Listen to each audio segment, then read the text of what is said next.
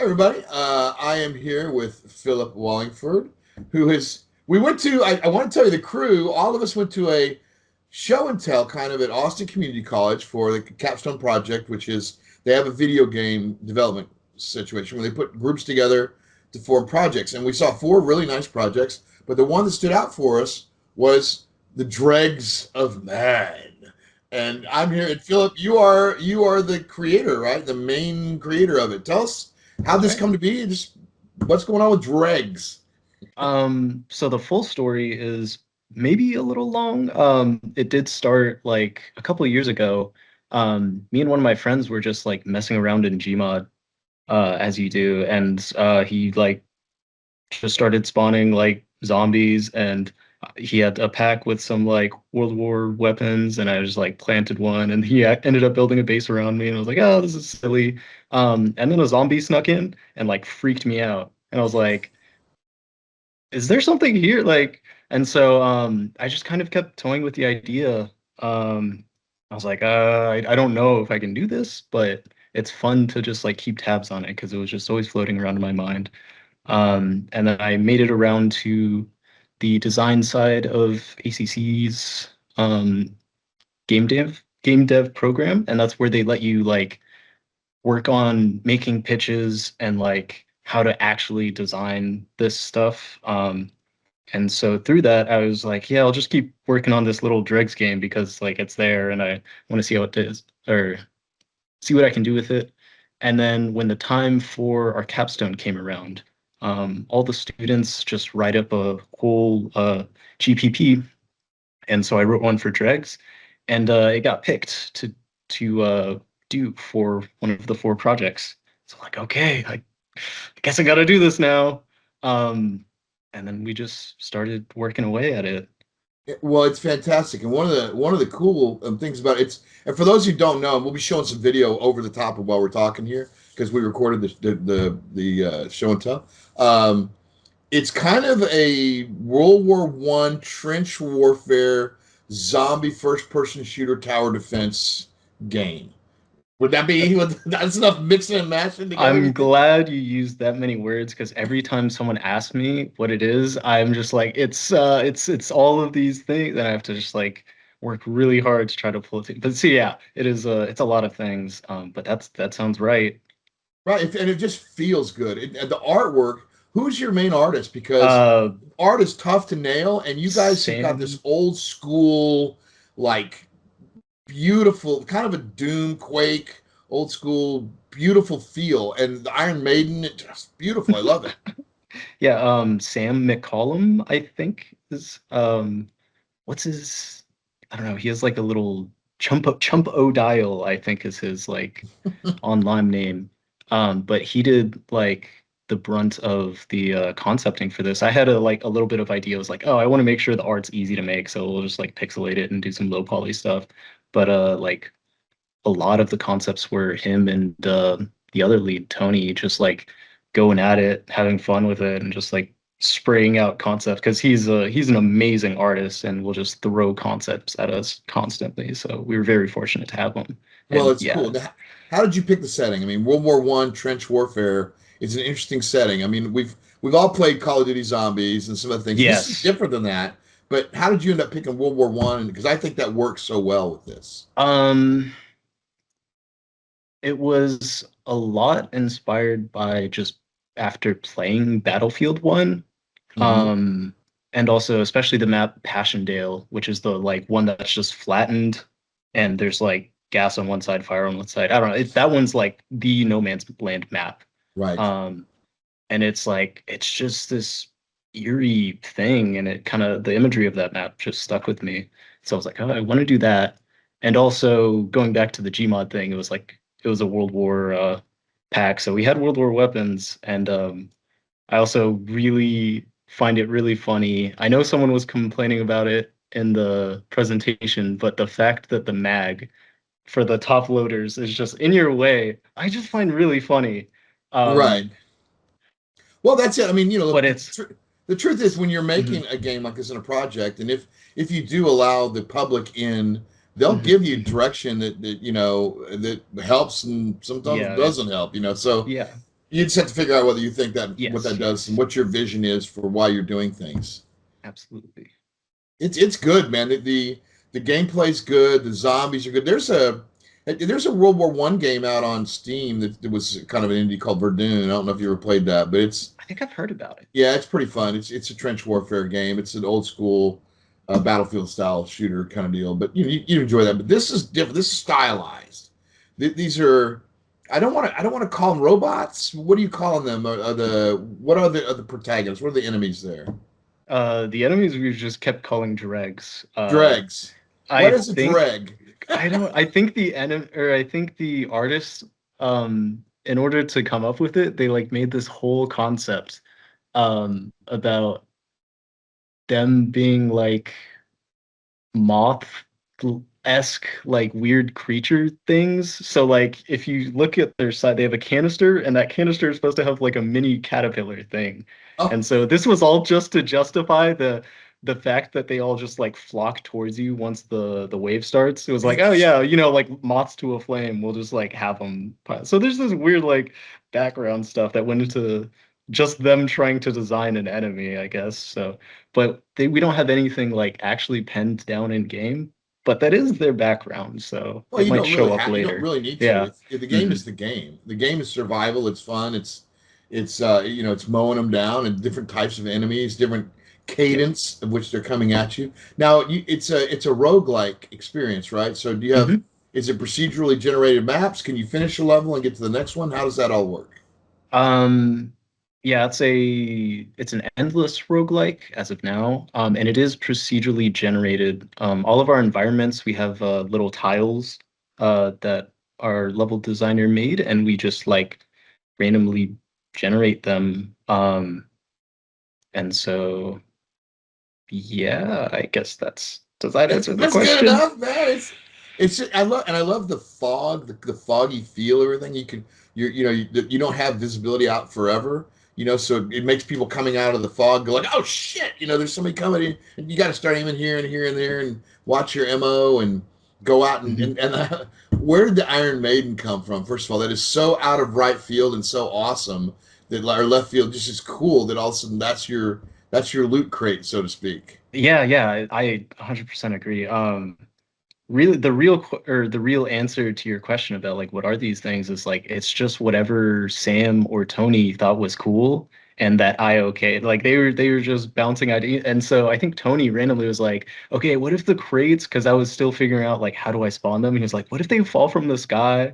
And they were like trying to force in like Gothic stuff and all of this stuff, and it's like, yeah, it's like, what if it's an Iron Maiden? I was like, oh yeah, I mean, like we can fit stuff in Iron Maiden, so why not? And then it just stuck.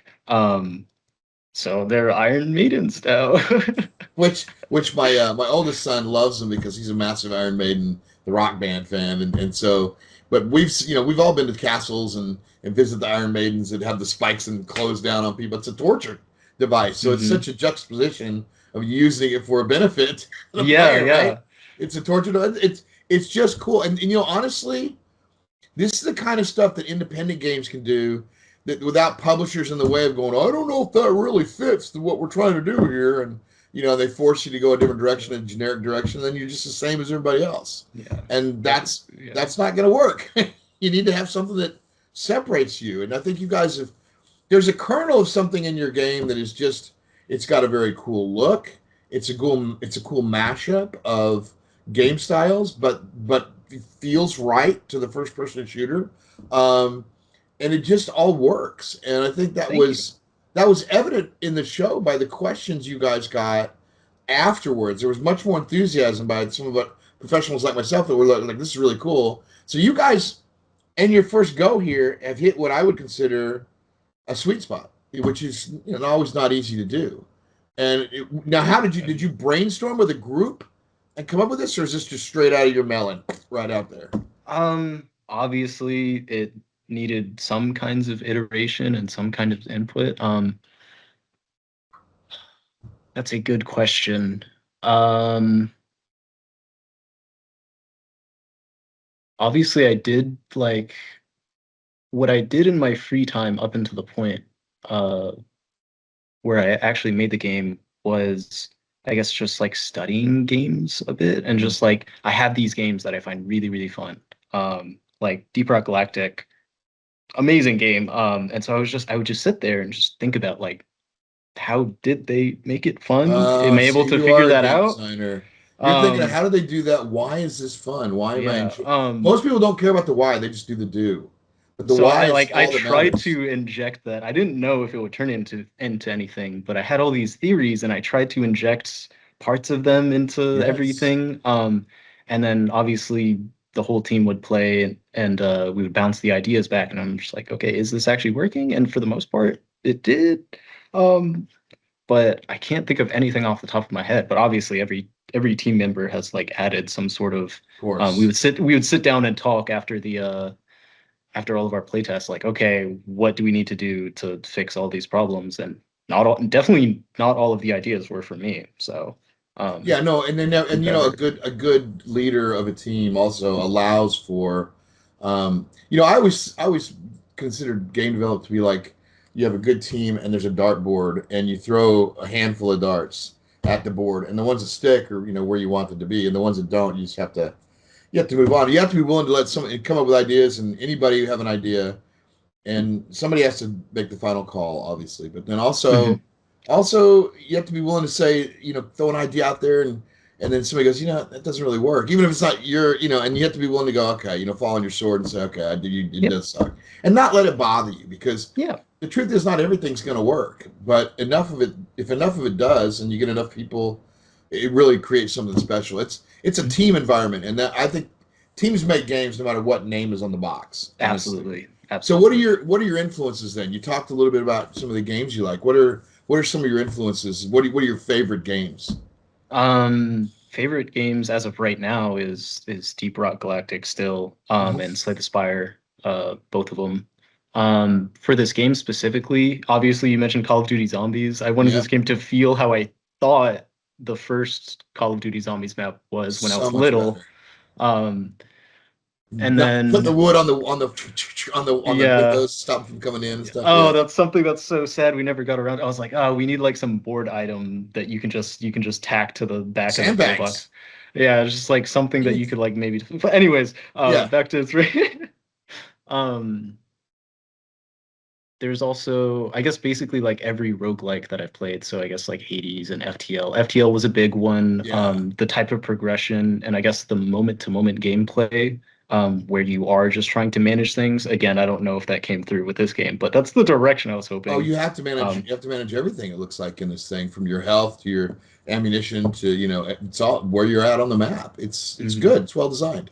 And then there's secretly the biggest inspiration is this one Roblox game that has seen such a weird development cycle. It's called Decaying Winter, and it has basically the wave structure that I'm using, where you go out, you loot, and then you're like pushed back to your base, and you just kind of use what you can. And that thing was also, it also informed, um, I guess, the difficulty of this game, Right. which I'm still trying to find the right balance of. Yeah. Are you going to I have don't think we're there. you're gonna have difficulty levels like layer like I don't know yet. I do really like the idea of like we have a set difficulty. And so as a player, you can be like, okay, I want to reach where the developer intends. I find that a really fun, especially why I like Slay the Spire is because like I get the feeling they have a really good idea of like what the intended difficulty is. And Mhm. I'm like, I'm still beneath that, but I find great fun in like still trying to get better.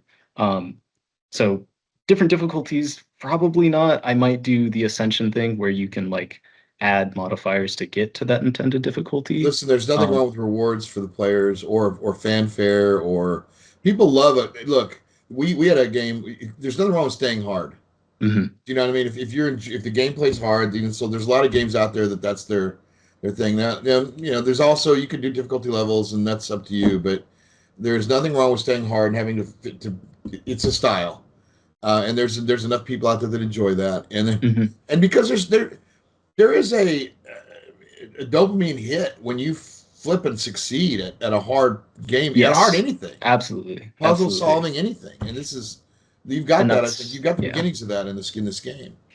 So Thank what's you. the next steps? What are you guys gonna do? What's the Hopefully continue. There's obviously like a laundry list of stuff that we had to scrap to just make it to the There always presentation. is. Yeah, yeah. And so I'm like, okay, well, some of those things I definitely want back in. So hopefully if we can like gather the team back again, we can start production up again. As of right now, everyone's like dead and just doesn't want to Well, look at that's it. yeah. Um, uh, me included. I'm just like, I need a Did break. did you get an A? I did get an A, I think. I was I love not the good program. at getting my Gary's been trying reports. to talk me into joining forever because there's like I know Kalani and I have worked together before, and it's a great program. I agree. I've been in a situation where I'm so busy I wasn't able to really help. But I was telling Gary at the show, I said, we really should teach like how to set up a business, how to incorporate, how to get onto Steam, how to crowdfund. So we really Hmm. set you guys up for success when you Hmm. leave. Yep. Because that's with the way AI's changed the industry right now. 50% of the developers have just lost their job in big companies. Independent games like this is where the audience is going, and people don't care. I mean, sure, you want the Star Citizen 1.2 billion thing or Grand Theft Auto 6, or you want that fidelity, but it really doesn't matter if the gameplay's good. You know what I'm saying? If the gameplay's good and the setting's good and it makes you feel, Yep. then you don't need to spend 5, 10, 20. I mean, I'm an old guy, so when we first started out in the industry, like I'm from the 80s and 90s. My first game I sold in 84, 85. It was a text adventure. Um, you didn't a game pitch, a AAA game cost $1 million, and you had a pitch, and that's how you got it done. Now you've got to do a vertical slice, you got to go to a publisher, and they're making decisions for hundreds of millions of dollars, and that can't be easy. So that's opening up a big opportunity for stuff like this. Hmm. For independent projects, it can come in and change how. Look, Roblox was independent, Minecraft was independent. All these games have come out and changed the course of industry. And I'm not saying this maybe this will do it. I'm not gonna say it won't, but it's I'd certainly be good enough. horrified if It's it does. beautiful, dude. It's like I think the key for you guys will be building an audience, right? And to me, I would, and we'll talk about this offline, but um, I think you've got something. And I think that we're going to follow along with your development, if that's okay with y'all and your team. And maybe we'll meet some of the other team members. I know Alex is interested in being part of this thing Hmm. too. And Alex, she shot me on LinkedIn before we even started this. Great guy. You call him A-Rod, right? A-Rod? Yeah, because we have two Alexes, so Yeah. he has to be A-Rod. Actually, Okay. two Alex Rodriguez's specifically, Awesome. so he has to Fantastic. be A-Rod. Well, we'd love to have you. And if you got anything else to say to the audience before Uh, we end this? Thank you so much for having me, and thank you for offering uh, these resources for me. It's monumental. It's So just the beginning for you guys. Even if whatever happens, we want to mentor and help out your look. Somebody helped me a lot when I started. mhm. It's important to do that. If we don't pass the knowledge down, but you've got you're closer to the modern generation gamer age than I am. Trust me, you know what you guys want. Where I grew up in the RPG and single player this experience, and but again, so yeah, I like it a lot, and we'll just leave it there. And that's Philip, everybody, and we will see you guys later.